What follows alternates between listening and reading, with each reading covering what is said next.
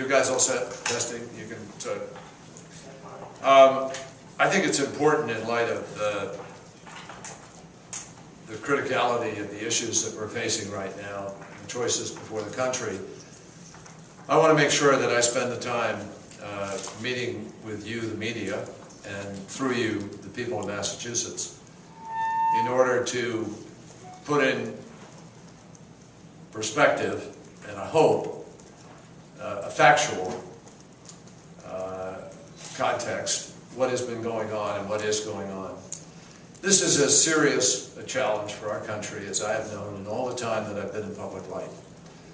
And this moment is a deadly serious one for us, for our nation, for our jobs, for our future, for our standing in the world, and mostly for the lives of our citizens, folks who are struggling, who play by the rules, who are getting buffeted by the lack of decision in Washington. I have great respect for and admiration for the will of the voters. And right now, those voters are looking at Washington and they're scratching their heads. Everyone in Massachusetts, and I think people across the country, are thrown off by the spectacle and the national embarrassment that has occurred when a small group of House Republican ideologues, a faction within a faction, brought our country to the brink of a default that would have guaranteed a financial crisis that would have been more severe than anything since the Great Depression. And we're not out of the woods yet, and that's why the stock market is reflecting the trend that it is, because it doesn't have confidence that people in Washington are prepared to compromise. And the reason there's an absence of compromise is because there is a small group that had the ability in the last days to hold the entire country and our economy hostage, and we're willing to literally shoot the hostage. Now, I think it's important that we confront this, because we have big decisions to make, and it's a time for adults to stand up and provide this country with adult leadership that recognizes what the choices really are and what the stakes are. It is not theory to talk about what a default would have meant. I said the other day that I didn't vote for the deal. It's not the deal I would have cut. But we don't have the luxury of a symbolic protest vote when your country may default, and you may precipitate even more serious implications for every family at home. When people are struggling to pay a mortgage, keep their kids in school, maybe been out of work for a period of time, don't know where the next paycheck is coming from, it is not a time for ideological extremism in Washington, D.C. And the impact of a default on our state would have been hard to describe. A default would have jeopardized the payments immediately for 1,140,000 Massachusetts Social Security beneficiaries. I guarantee you, if there had been a default or we had not paid, those checks would not have gone out. Payments to 1,030,000 Massachusetts Medicare enrollees would have been jeopardized. 393,700 plus veterans would not have received their veterans' pension payments. And hundreds of our fellow citizens currently deployed in the military, as we saw with Admiral Mullen, who was in Afghanistan at the time. And the question on the minds of soldiers was, are we going to get paid? Are the families that have been left behind at home to carry the burden while I'm over here defending my nation, are they going to get paid? A disgraceful situation as far as I'm concerned. And the default would have amounted to an immediate tax hike on every single person with a credit card, or with a car loan, or with a home mortgage. That's what would have happened. And credit card interest payments would have probably seen an extra cost of something like $250 or more per family immediately as a consequence of the default. So I voted not to default. But now what we have won for ourselves is a period of time during which we have to really confront the choices for our country. A default would have also meant people with 401ks would have lost all the gains that they made in 2010.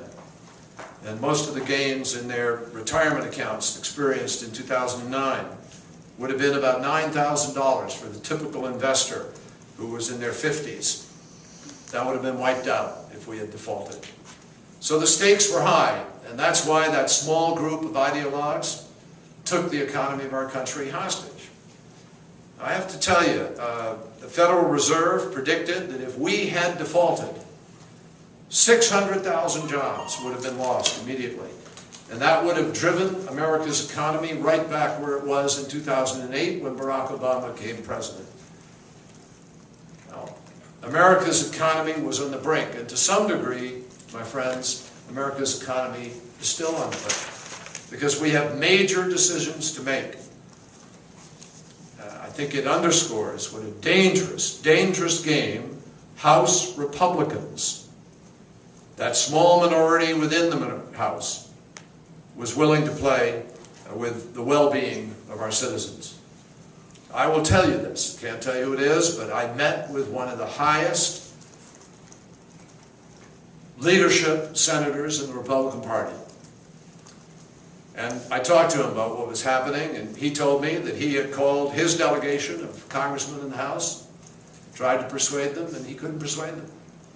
And this high-ranking member of the Republican leadership team said to me, they either don't understand the consequences of what they're doing, or they don't care about the consequences of what they're doing, or both. That's a Republican senator speaking. These people were determined to try to slip through the back door. The draconian budget, the Ryan budget as it's known, that would have attacked Medicare, Medicaid, Social Security without ever asking anything from the defense or from the wealthiest people in any balanced way, the way we've traditionally approached these things.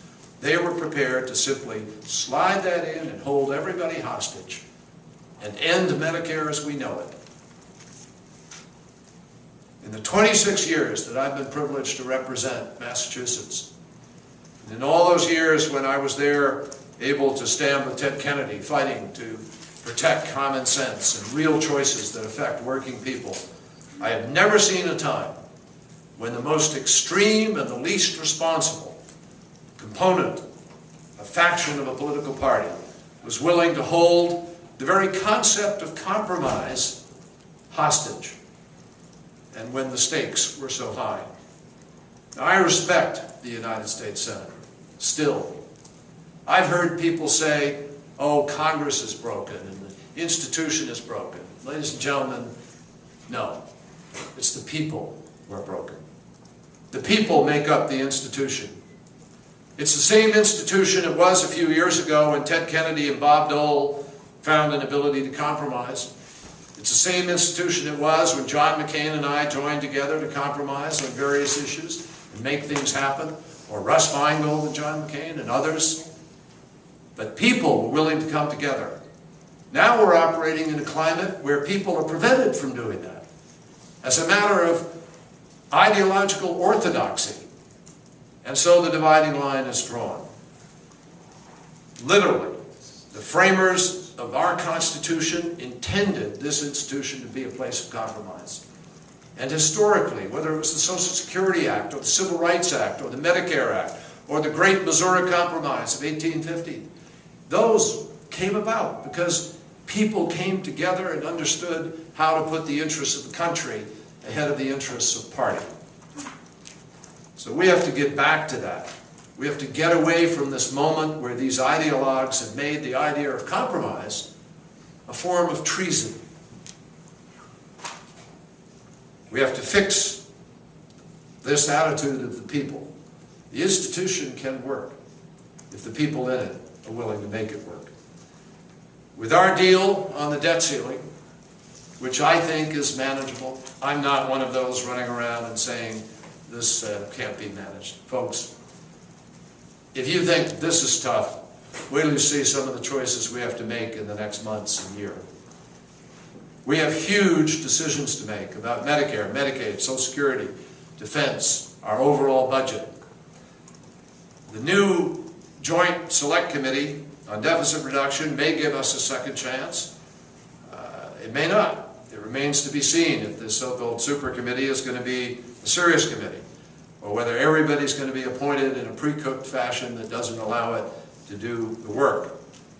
No matter what happens, the Congress as a whole is going to have to come together around this issue in the future. And we are, in my judgment, going to have to press the case, as I have and as I will continue to, that we should do this in a fair and balanced and thoughtful way.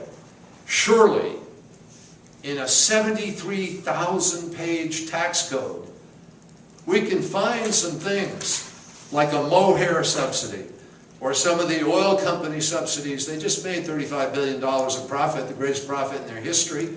Do they still need to be subsidized to the same degree? Surely in 73,000 pages of various loopholes and tax benefits, we can find some that are no longer as important or as beneficial as they once were. So I believe that the great choice for us now is very simple. There's one objective of the United States Congress, fundamentally. It is jobs and growth, jobs and jobs.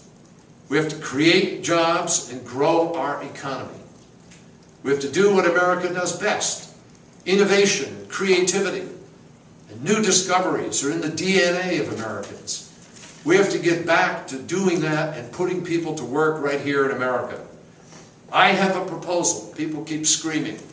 Well, what about bipartisanship, Senator? Can't you guys find a bipartisan way to do this? The answer is yes. I have a proposal for an infrastructure bank, which I put in after several years of work. We have support from my co-sponsor, Kay Bailey Hutchinson of Texas, from Senator Lindsey Graham of South Dakota, from Senator Mark Warner of Virginia. It is bipartisan support. We also have the support of the AFL-CIO and the support of the Chamber of Commerce. I believe this is something we could make happen tomorrow. And I believe we should make it happen tomorrow because there are countries, sovereign funds, waiting to invest in the United States of America. We could actually have other people fund some of the building in our country if we were to put this infrastructure bank together, and we could put tens of thousands, literally hundreds of thousands of people back to work. For every $1 billion of investment in infrastructure, we'll create 18,000 new jobs in America. This bank envisions in its first years leveraging some $600 to $650 billion of investment. Multiply that out. That's hundreds of thousands of jobs. And it will start to grow the tax base and grow America.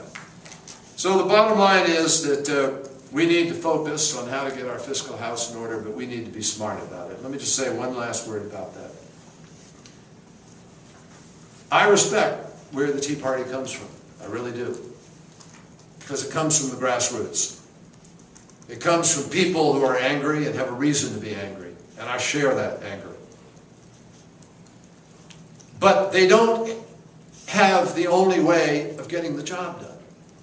They haven't cornered the market on common sense or experience. The fact is, we balanced the budget in the 1990s. I was there. We did it.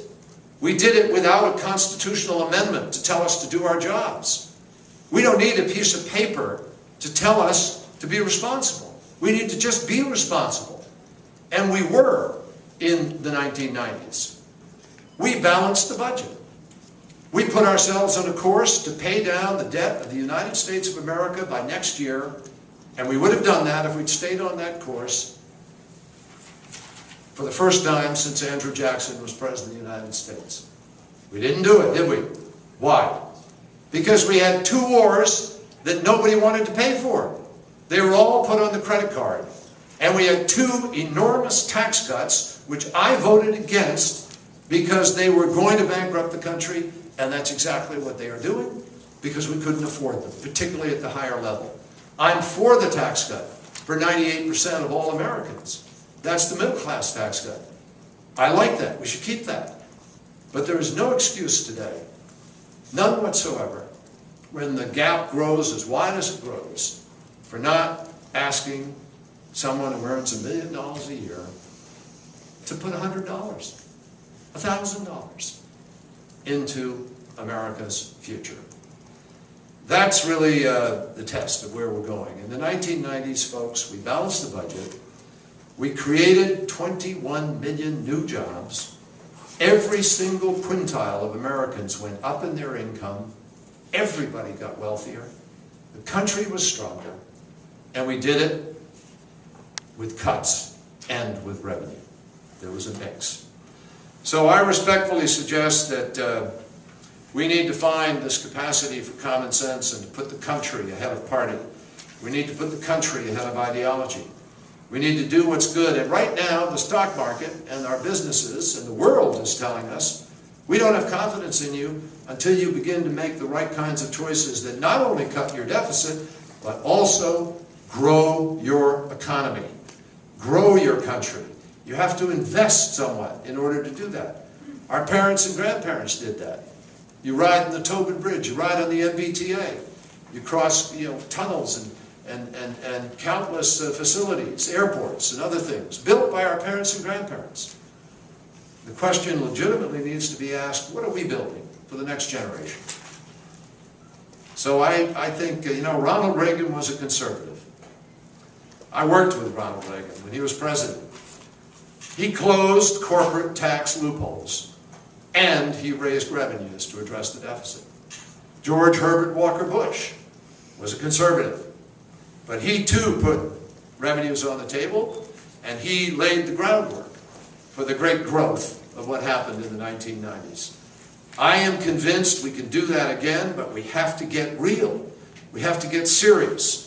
And the people in Massachusetts need to be involved with us, as I know they will be, to make it clear that they expect people in both parties to start putting what's best for the country ahead of what's best for any political party or any political candidate. That's the challenge, and that's what has to happen over these next months. Happy to answer any questions anybody may have.